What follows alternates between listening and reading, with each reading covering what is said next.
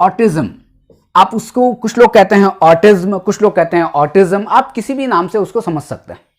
Autism का अगर हिंदी आप देखें तो होता है स्वलीनता भी कुछ कहते हैं, आप स्वपरायणता भी कहते हैं, या आत्मविमोह भी कहते हैं। कुछ लोग अलग अलग तरीके से इसको नाम से पुकारते हैं, लेकिन बहुत फेमस नाम एक ऑटिज्म है और एक स्वलीनता है। ऑटिज्म एक न्यूरो डेवलपमेंटल डिसऑर्डर है, मतलब कि तंत्रिका विकास से संबंधित बीमारी है। जब आपका न्यूरो डेवलपमेंटल मतलब कि जो नर्वस सिस्टम है उसका डेवलपमेंट अच्छा नहीं होता है, तब ऑटिज्म होता है। और इस ऑटिज्म का एक नाम और भी है जिसको कहते हैं autism spectrum disorder, spectrum disorder. और इसकी हिस्ट्री की बात की जाए तो एक बहुत ही बड़े एक विद्वान हुए हैं जिनका नाम है लियो कैनर, और इन लियो कैनर ने सबसे पहले ऑटिज्म बच्चों की पहचान की थी। या आप ये मान के चलें कि ऑटिज्म किसके नाम से या किन विद्वान ने इसको ज्यादा डिटेल में बताया था, तो उनका नाम था लियो कैनर ने। और कहीं कहीं पर यह कहा जाता है कि पहले ऑटिज्म को कैनर ऑटिज्म के नाम से भी जाना जाता था। अभी भी कहीं कहीं पर आप देखेंगे कोई इंटरनेट पर कैनर ऑटिज्म इसका नाम दिया गया है। तो इसके कितने नाम हो गए, आप कैनर ऑटिज्म से भी समझ सकते हैं, आप ऑटिज्म स्पेक्ट्रम डिसऑर्डर से भी समझ सकते हैं, आप ऑटिज्म से भी समझ सकते हैं, ऑटिज्म से भी समझ सकते हैं। केवल प्रोनाउंसिएशन का फर्क है, स्वलीनता, स्वपरायणता और आत्मविमोह। आज इसके ऊपर बात करना क्यों जरूरी है, क्योंकि यदि इंडिया की बात की जाए तो इंडिया में 500 में से एक बच्चे को ऑटिज्म होता है। और यदि पूरी दुनिया की बात की जाए तो पूरी दुनिया में स्टैटिस्टिक्स ये कहती है कि हर साल, मैं हर साल की बात कर रहा हूं, हर साल 10 लाख बच्चे ऑटिज्म के शिकार होते हैं। अब आप ये मान के चलें कि कितनी बड़ी जनसंख्या है, और ऑटिज्म के जब बच्चे शिकार होते हैं तो उनके पेरेंट्स को कितनी ज्यादा दिक्कत होती होगी। आप थोड़ा सा केवल इमेजिन करें, और आप इसको और अच्छी तरह इमेजिन तब कर पाएंगे जब आप ऑटिज्म के अर्थ को समझने की कोशिश करेंगे। और मैं ऑटिज्म के अर्थ को इस हिंदी मीनिंग से आपको समझाने की कोशिश करता हूं, जिसका है स्वलीनता। स्वलीनता मतलब अपने आप में लीन रहने वाला, दुनिया से कोई मतलब नहीं, दुनिया से बिल्कुल अलग। या मैं कहूं कि दुनिया कुछ भी कर रही हो, घर वाले कुछ भी कर रहे हों, उसके दोस्त कुछ भी कर रहे हों, उसके पेरेंट्स कुछ भी कर रहे हों, लेकिन वो बच्चा बिल्कुल अलग एकदम। आप थोड़ा सा उस शाहरुख खान को इमेजिन करें जो माय नेम इज खान में था, और उसको इमेजिन करें और एक बच्चे को इमेजिन करें, तो बिल्कुल आपको दिखाई देगा कि अच्छा, वो जो शाहरुख खान जैसा जो करते थे वैसे ही वो बच्चा भी करता है। मतलब कि बिल्कुल लोगों से बिल्कुल अलग, कोई सोशल कम्युनिकेशन नहीं है, किसी भी तरीके की कोई बातचीत नहीं है, उसका जो व्यवहार है वो भी बड़ा विचित्र सा है। ऐसे होते हैं आपके ऑटिज्म के बच्चे या ऑटिस्टिक जो भी चिल्ड्रन हैं, वो सारे के सारे लोग।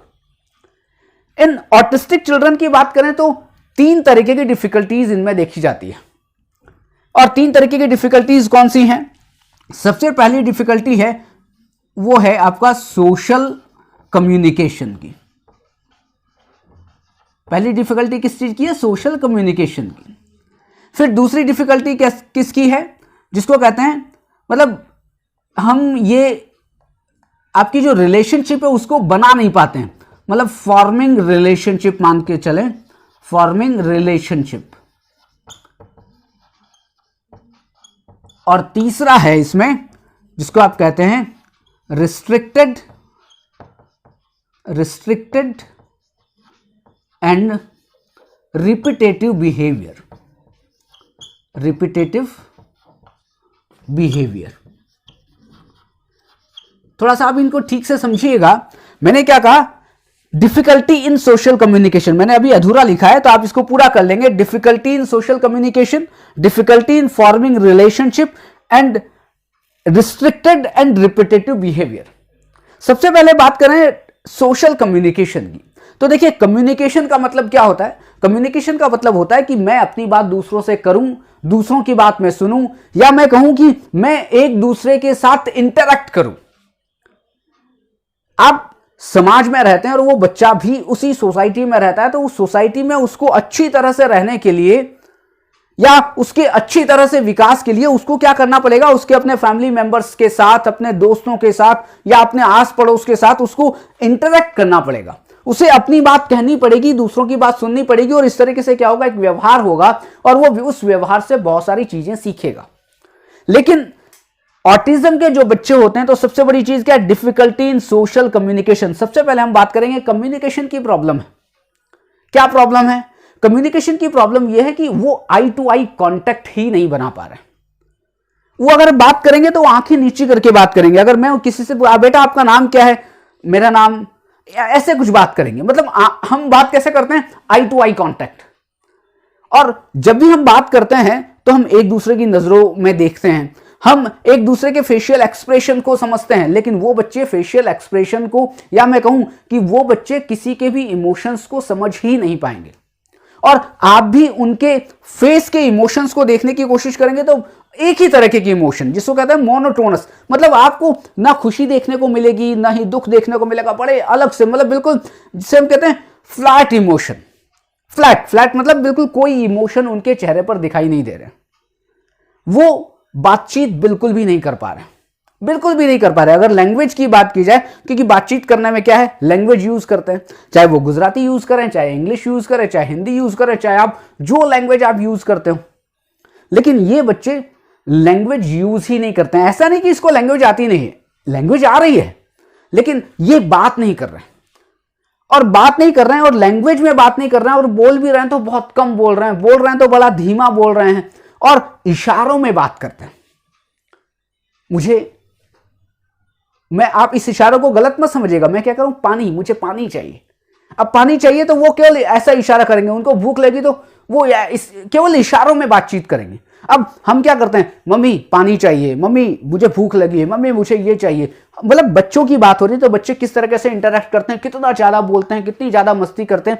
यहां पर मस्ती वस्ती नहीं है, यहां पर केवल और केवल अलगाव है, यहां पर केवल और केवल विलगाव है। मतलब सोसाइटी से वो बच्चा बिल्कुल अलग है, वहां पर कम्युनिकेशन है ही नहीं। यहां पर सोशल वर्ड किसे लगाया, सोशल वर्ड इससे लगाया कि हम सोसाइटी में रहें तो सोशल कम्युनिकेशन।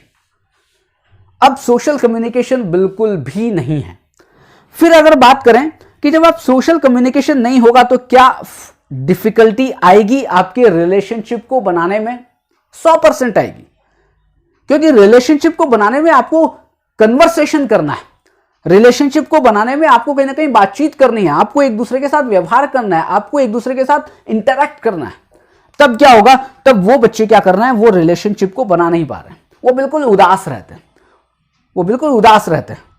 उदास का मतलब उदासीन, क्या हो रहा है कोई मतलब उनके घर में अगर पार्टी भी हो रही है तो उनको कोई मतलब नहीं है। वहां पर फॉर्मिंग रिलेशनशिप का मतलब यह है कि डिफिकल्टी है उनको रिलेशनशिप को बनाने में। कोई भी रिलेशनशिप, मतलब कि उनके कोई दोस्त नहीं रहेंगे, उनके अगर घर कोई फैमिली मेंबर्स, कोई रिश्तेदार कोई भी आएंगे तो उनसे वो बातचीत बिल्कुल भी नहीं करेंगे। तो अब तीसरी बात आती है restricted and repetitive behaviour. Restricted and repetitive behaviour का मतलब क्या है, बहुत कम रुचि है, बहुत कम इंटरेस्ट है, और व्यवहार भी जो वो कर रहे हैं वो क्या है, वो कुछ सीमित व्यवहार करेंगे। मतलब उन्होंने कुछ व्यवहार चुने हुए हैं। आप इसको इस तरह से समझ सकते हैं कि आप टीवी में प्रोग्राम देखते हैं, अलग अलग प्रोग्राम्स देखते हैं, लेकिन ये जो बच्चे होते हैं वो एक ही प्रोग्राम बार बार देखेंगे। फिर अगर और बात की जाए कि रिस्ट्रिक्टेड बिहेवियर का मतलब है कि खिलौने से खेलना है तो एक ही तरह के खिलौने से खेलना है। वो खिलौनों को चाटते हैं, ऐसा देखा जाता है कि वो खिलौनों को चाटते हैं, वो खिलौनों को बड़े संभाल कर रखते हैं, और अगर वो खेल भी रहे हैं उस खिलौने से तो वो एक ही तरह से खेलने की कोशिश कर रहे हैं। और उनके व्यवहार में परिवर्तन आप करके देखें, आप उनको कहें बेटा ऐसा नहीं, इसको इस तरह से करो, बेटा ऐसा नहीं खेलते, लेकिन वो क्या है, उस परिवर्तन को पसंद नहीं करते। वो बिल्कुल थोड़े रिजिड हैं अपने व्यवहार को लेकर कि नहीं, मुझे यही इसी रास्ते पर जाना है, मुझे इसी तरह से खेलना है। तो वो क्या कर रहा है, रिस्ट्रिक्टेड बिहेवियर। रिपीटेटिव बिहेवियर का मतलब क्या है, रिपीटेटिव बिहेवियर का मतलब है एक ही व्यवहार बार बार करना, एक ही तरह का। आप इसको इस तरह से समझ सकते हैं कि यदि एक बार उन्होंने अपना सिर दीवार पे भिड़ा लिया तो बार बार उसको भिड़ाते रहेंगे, बार बार उसको भिड़ा, आप एक बार भिड़ाएंगे, 2 बार भिड़ाएंगे, वो बार बार उनको मजा आएगा कि उसको भिड़ाते रहेंगे। या अगर हाथ है तो वो ऐसे ऐसे ऐसे ऐसे ऐसे उसको बार बार करते रहेंगे, या अपने पैरों को हिलाते रहेंगे, मतलब एक ही व्यवहार बार बार कर रहे हैं। और एक ही व्यवहार में अगर लैंग्वेज भी मिल गई, क्योंकि कम्युनिकेशन में भी दिक्कत है, अब लैंग्वेज मिल गई तो मैंने क्या कहा, पहले बात तो बोल नहीं रहे, लेकिन दूसरा अगर उन्होंने कुछ चीजें सीख ली, मान लिया उन्होंने एक शब्द सीख लिया नल, नल जिसको आप नल मतलब पानी जिससे आता है, तो नल नल नल, अब बार बार एक ही व्यवहार कर रहे हैं। और यहां सबसे बड़ी बात यह है कि स्वलीनता, मतलब कि आप कुछ भी करें वो बच्चे बिल्कुल अलग हैं, वो दूसरों से मिक्सअप होना नहीं चाहते, वो उस सोशल रिलेशनशिप को एंजॉय कर ही नहीं पाते, उनको पता ही नहीं है कि कैसे एंजॉय किया जाता है। इसे कहते हैं ऑटिज्म या ऑटिस्टिक चिल्ड्रन। और ऐसे बच्चे अलग अलग कुछ काम करते हैं, कुछ चित्रकारी करते हुए मिल जाएंगे आपको, बस अकेले बैठे बैठे कुछ ना कुछ बनाते रहेंगे, अकेले बैठे बैठे खेलते रहेंगे, ऐसे बच्चे होते हैं। और मैंने अभी कहा कि आप खुद देखें कि डिफिकल्टी जब सोशल कम्युनिकेशन में होगी तो उसका परिणाम क्या होगा, वो रिलेशनशिप को नहीं बना पाएंगे। और एक तीसरी चीज कि रिस्ट्रिक्टेड एंड रिपीटेटिव बिहेवियर, एक ही तरह का व्यवहार वो बार बार करेंगे। अब इनके पेरेंट्स को आप सोचिए कि इनके पेरेंट्स को कितनी दिक्कत होगी, लेकिन फिर भी इनका असेसमेंट करके, इनको कुछ ट्रेनिंग देकर इनको एक नॉर्मल बच्चों की लाइन में लाने की कोशिश की जाती है। और कभी कभी ये बच्चे बहुत ठीक व्यवहार करने भी लगते हैं, लेकिन फिर भी ऐसा कहा जाए कि पूरी तरह ठीक हो जाए तो थोड़ी सी मुश्किल होती है, कि पूरी तरह ठीक नहीं हो पाते।